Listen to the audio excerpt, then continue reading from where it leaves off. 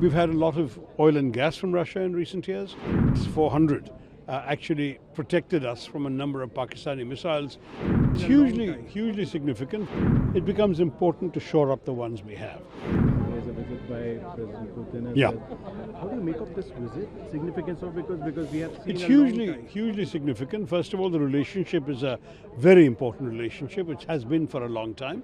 But in particular, in today's rather turbulent world, where so many relationships have become uncertain, it becomes important to shore up the ones we have.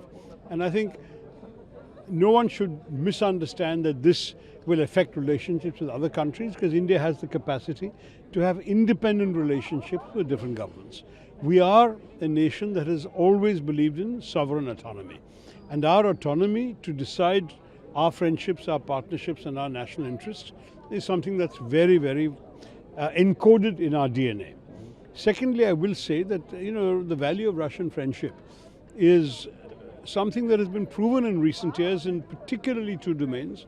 We've had a lot of oil and gas from Russia in recent years, and the value of defense imports from Russia was demonstrated once again during Operation Sindoor, when the S-400 actually protected us from a number of Pakistani missiles that were targeting our cities, including even Delhi.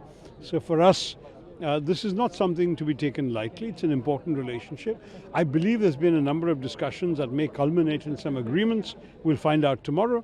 But my own feeling is that if those agreements come through, that's part of strengthening a vital relationship, which in my mind does not come at the expense of relations with America or China or anybody else. We will have our independent relationships with all these countries, including Russia. I took the stand that, there may be useful things about the app, but it should be voluntary.